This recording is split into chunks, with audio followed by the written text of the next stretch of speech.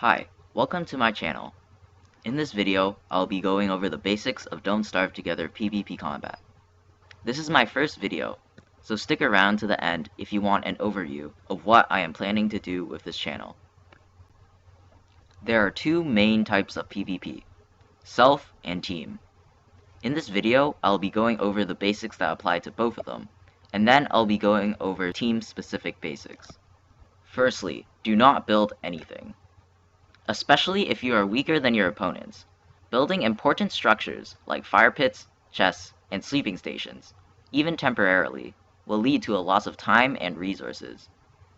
This also allows your opponents to find you much easier, as your base is stationary. Defending a base from your opponents also takes a lot more resources than if you were to attack one. If your opponents get to your base, they basically get free resources at your loss. Building materials also take a lot of space in your inventory, and those inventory slots could be better used for extra food and armor. The only times when you do need to build structures is when you need to prototype some important items, a campfire if you need to cook something, and a friendly scarecrow and birdcage to get saffron feathers. Even these should be pre-crafted in an inventory to save space. Secondly, manage your inventory.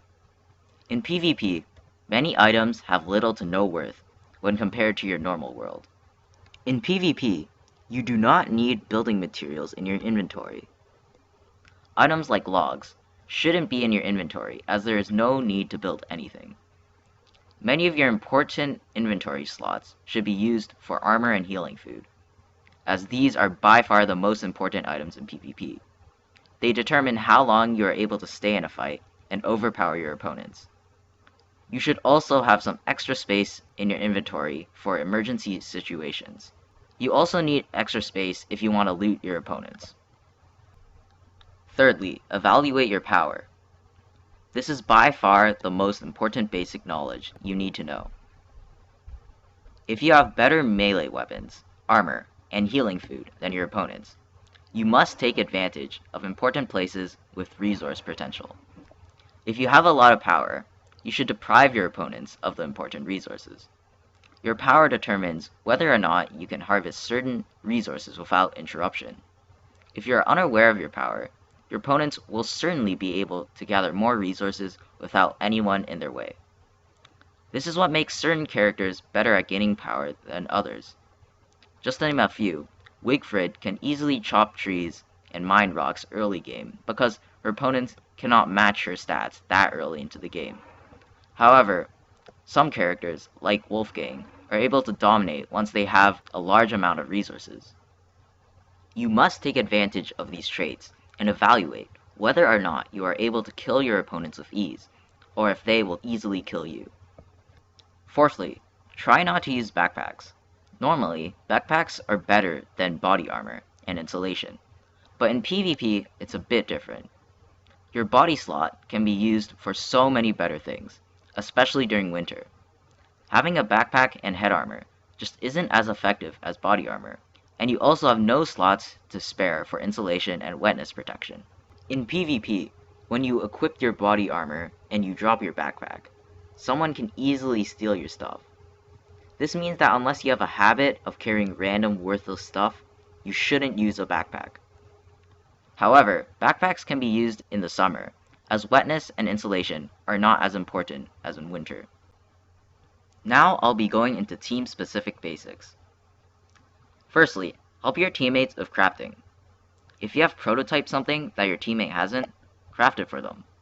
This is especially important in PvP, because there's not always an alchemy engine or shadow manipulator around, as mentioned earlier, they take a lot of resources to build.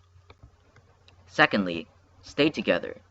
Despite the name of this game, I still see teams split up to gather resources. Stay together. You do not necessarily need to gather the same resource, but stay within sight.